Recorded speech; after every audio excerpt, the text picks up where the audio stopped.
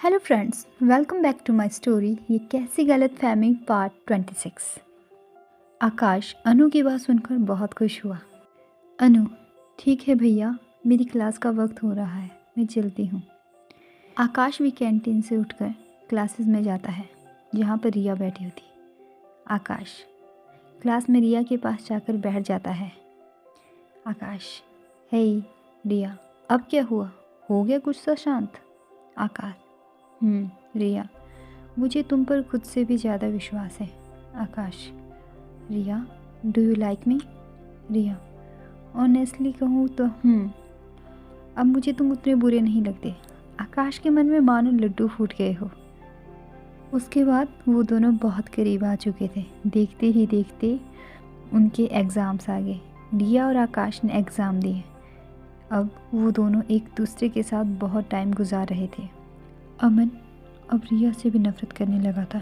वो अब रिया को सिर्फ हासिल करना चाहता था, कैसे भी। उधर ईशा अपनी ही दुनिया में मस्त रहती थी। एक दिन आकाश और रिया रेस्टोरेंट के बाहर बैठकर आइसक्रीम खा रहे थे। तभी उन्हें एक लड़का देखता है जो भीख मांग रहा था। आकाश उस लड़के के पास गया और उससे अपने साथ रेस्टोरेंट लेकर आ गया।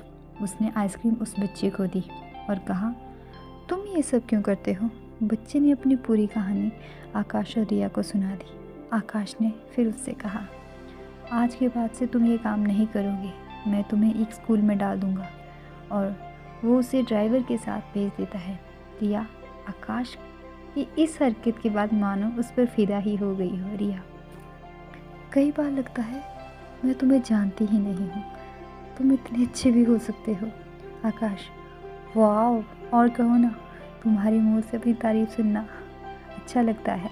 रिया, बस बहुत हवा में मत उड़ो, अब मुझे घर भी पहुंचना है। तभी रिया वहां से जाने लगती है। आकाश कहता है, रुको, मैं पेमेंट करके आता हूँ। रिया रोड क्रॉस कर रही थी पर उसका ध्यान नहीं था। तभी एक स्कूटी वाला रिया की तरफ तेजी से बढ़ता है।